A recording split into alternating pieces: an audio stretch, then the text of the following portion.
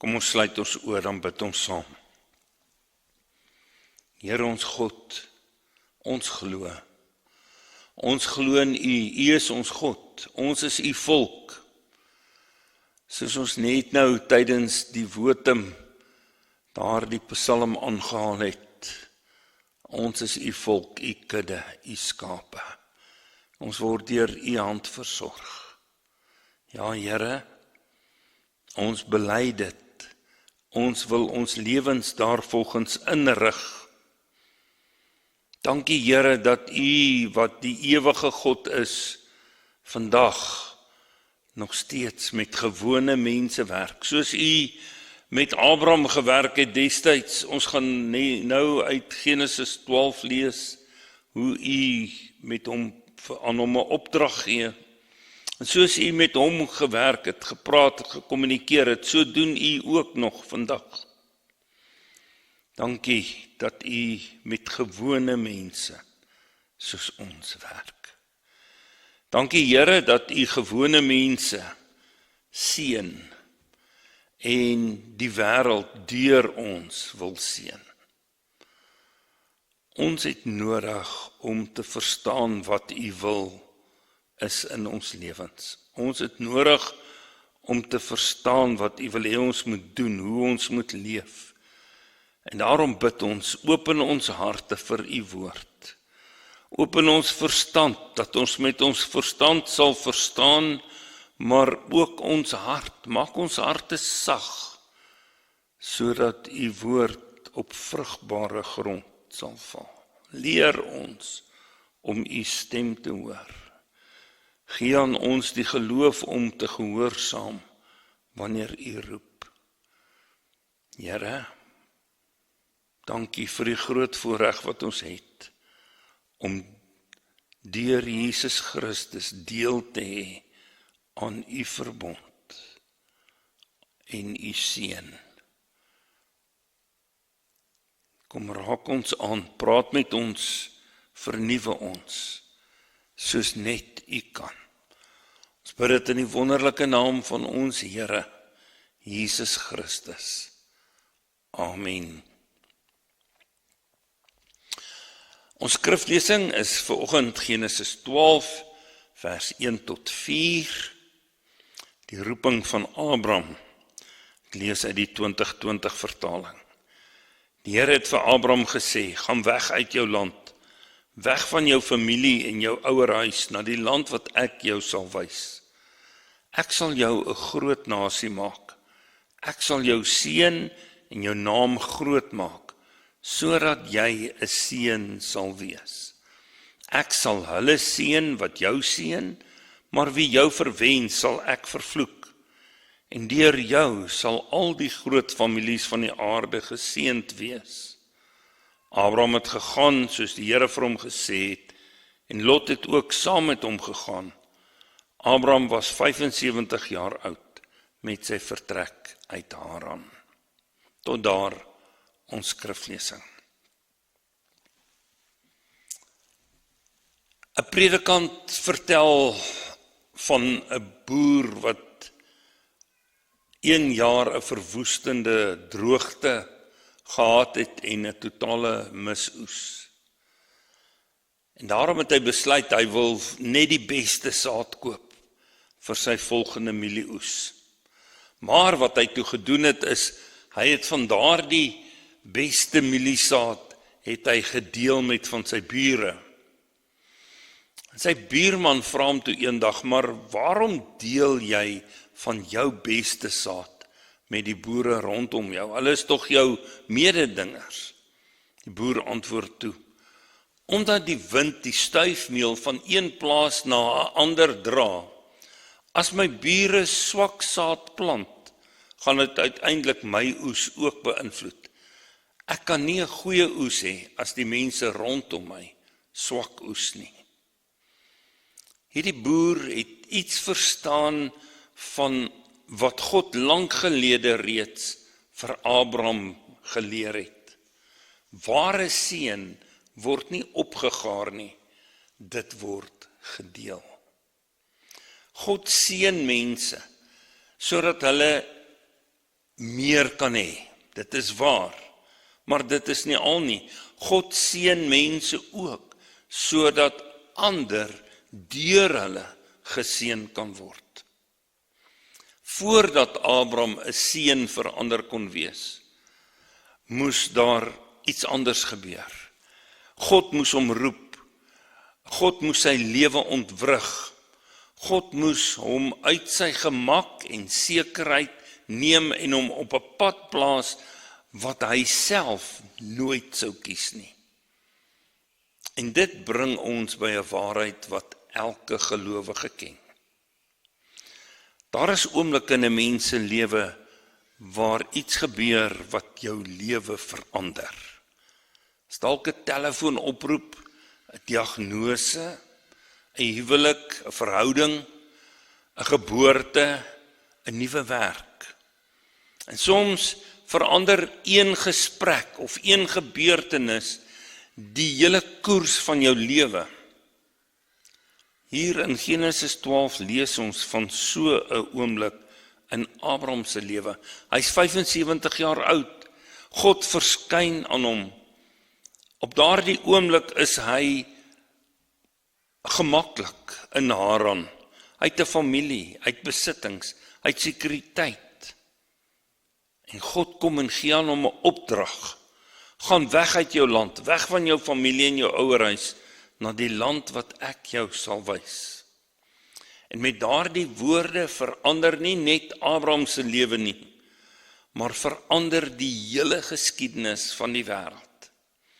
Want uit hierdie roeping sou 'n volk gebore word. Uit hierdie volk sou die Messias eendag kom, en deur hom sou God se seën uiteindelik na al die nasies oor die aarde heen vloei. Die vraag van ons teks is, dis nie bloot waarheen stuur God hom nie. Waar is hierdie land waarheen God hom stuur nie? Die vraag is, waarom seën God vir Abraham? Die antwoord hiervan lê aan die hart van die evangelie. God seën hom sodat hy 'n seën vir ander kan wees. God roep mense uit hulle gemaksones. Wat God van Abraham vra was enorm groot. Wanneer ons dit hoor, klink dit dalk na 'n maklike opdrag. Ons is gewoond aan mense wat, ek het nou in die week weer met iemand gesels, wat op pad Amerika toe is, om daar te gaan werk vir 6 maande en weer terug gaan kom. Ons is gewoond, mense gaan met tye weg. Maar in Abraham se tyd, in die antieke wêreld, was jou familie en die plek waar jy was jou enigste sekuriteit. Daar was nie pensioenfondse nie, daar was nie mediese fondse nie, nie versekering nie. Jou familie was jou identiteit. En God vra van Abraham, verlaat hierdie sekuriteit, hierdie land, verlaat jou mense, verlaat jou vaderhuis, laat los dit waarop jy vertrou. God roep hom weg van wat bekend is na die onbekende toe. En die merkwaardige ding is, God gee nie eers vir hom 'n kaart nie. God sê net bloot, na die land wat ek vir jou sal wys. En hy wag dat Abraham hom op sy woord sal neem. God gee vir ons ook nie die hele toekoms. God gee dikwels net genoeg lig vir die volgende tree. Maar nie noodwendig vir die hele reis nie. Dit is hoe geloof werk. Ons wil graag die hele plan sien. Ons wil weet waarheen lei hierdie. Maar God vra dikwels van ons net die volgende stap. Dalk roep God jou ook vandag. Dalk roep God jou om vandag iets te los, iets wat vir jou kosbaar is, waarin jy vashou, maar wat jou verhouding met die Here nadelig strek. Wat veroorsaak dat daar verwydering, dat daar afstand tussen jou en God is sonde te los. Dalk vra God jou om 'n verhouding te herstel, om iemand te vergewe, om meer op hom te vertrou, wat ook al. Geloof begin dikwels daar waar sekuriteit en my gemaksone eindig. Ons moet onthou, God se beloftes is baie groter as ons omstandighede. Die merkwaardige van hierdie verhaal is dat alles wat God beloof vir 'n mens onmoontlik, hoogs waarskynlik eintlik onmoontlik lyk. God sê, ek sal jou 'n groot nasie maak. Abraham is 75 jaar oud. Sara is onvrugbaar. Daar's nie 'n kind nie, daar's geen erfgenaam nie. Geen aanduiding dat hierdie belofte ooit kan waar word nie. Menslik gesproke lyk dit asof dit glad nie kan gebeur nie. Maar dit is juis die punt. God se planne hang nie van menslike moontlikhede af nie. Dit hang van God af. En dit beklemtoon juis die feit dat dit hy is wat dit doen. Wanneer ons in Genesis 1 tot Genesis 11 lees, dan sien ons dat die chaos en die verval net groter en groter word. Adam en Eva se sonde, Kain se moord, die sonvloed, Babel se hoogmoed. Die wêreld lyk stikkend. En dan kom Genesis 12. Dis asof God kom sê, ek gee nie my skepping op nie. Waar die mens sonde bring, sal ek genade bring. Waar die mens chaos bring, bring ek hoop. Waar die mens afbreek, sal ek weer bou. Al wat ek vra, is geloof. Wanneer ons na ons wêreld kyk, sien ons oorlog, geweld, korrupsie, gebroke gesinne, onsekerheid. Maar vandag nog steeds gee God nie op nie. Hy hou aan. Die God van Abraham is dieselfde God van ons dag. En hy is nog steeds besig om sy plan uit te voer. En wanneer ons hier lees dat die Here sê, ek sal jou seën sodat jy 'n seën sal wees, dan besef ons dat die omvang van God se seën is nie net beperk tot die individu nie. God seën my, hy seën die individu sodat sy seën kan oorloop. Daar's 'n uitdrukking wat sê, in hierdie huis drink ons uit pierings uit, want ons bekers loop oor. En dit is hoe God seën. God seën my nie sodat ek gemakliker kan wees nie. Hy seën my dat ek sal gee. Hy seën my omdat hy my wil stuur. Hy red my sodat hy my kan gebruik. Die probleem is dat ons maklik seën wil ontvang, maar van die sending vergeet. Ons bid, Here, seën my. Maar die vraag is, waarom sal die Here my dan seën? Die antwoord is, sodat ander mense deur my iets van God kan beleef. Dink 'n bietjie aan jou tyd, jou geld, jou gawes, jou huis, jou werk, jou invloed. Alles wat God aan jou gee, is bedoel om na ander oor te vloei. Ons is nie reservoirs wat God se seën moet opgaar nie. Ons is kanale waardeur God se seën na ander kan vloei. As ons hier na vers 4 kyk, sien ons Abraham het gegaan soos die Here vir hom gesê het. Laat my dink aan Maria se reaksie ook toe die engel aan haar verskyn het. Bloot net gegaan nie, geen debat nie, geen onderhandeling nie, geen verskonings nie. Hy gaan. Dit beteken nie hy het alles verstaan nie. Dit beteken nie dat hy geen vrees gehad het nie, maar dit beteken dat hy God vertrou het. Geloof is nie die afwesigheid van vra nie, geloof is gehoorsaamheid ten spyte van vra. Eeue later sou Paulus oor Abraham skryf dat hy gehoop het toe daar geen hoop meer was nie. Enkie later in Exodus lees ons van die Here wat aan Abraham sou verskyn toe hy feitelik 100 jaar oud was en aan hom die belofte van 'n kind sou gee.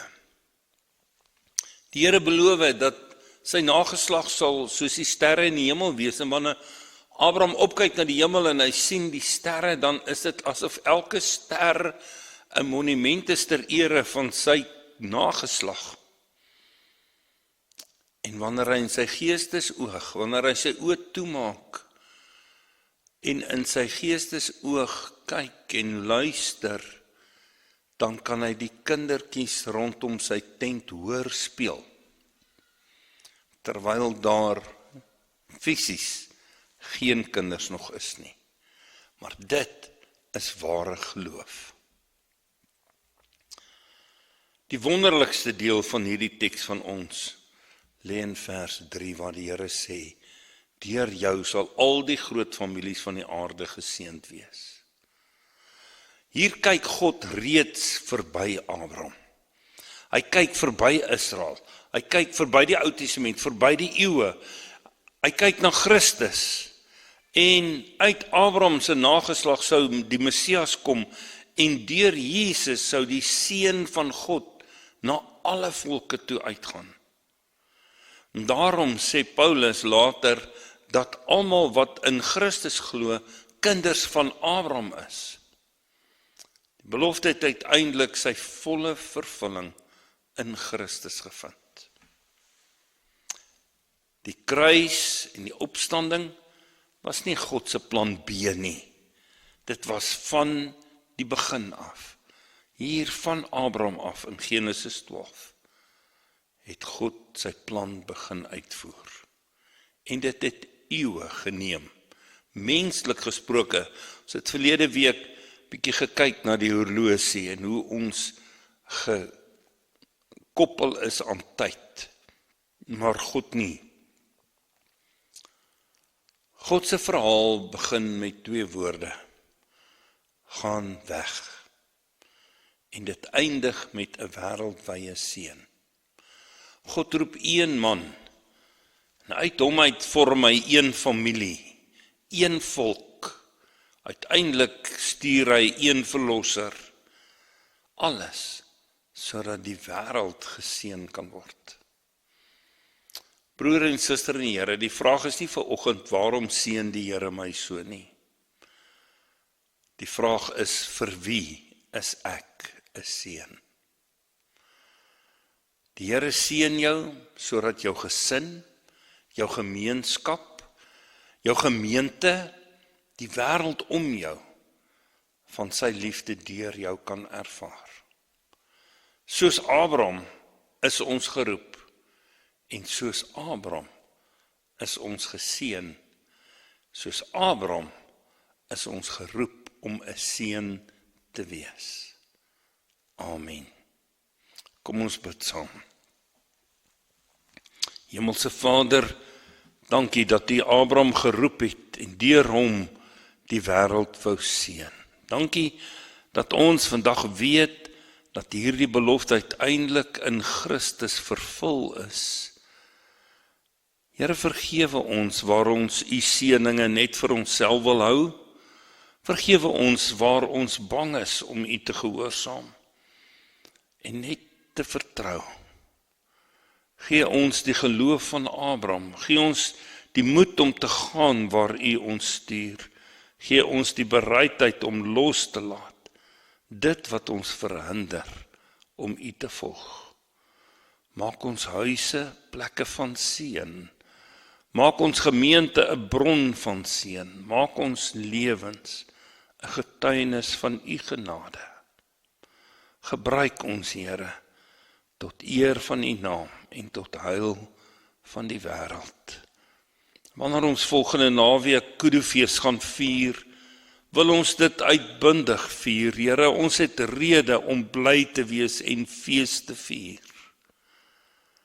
Gebruik ons ook in daardie opsig om ons gemeenskap te seën. Ons bid dit in Jesus se naam. Amen.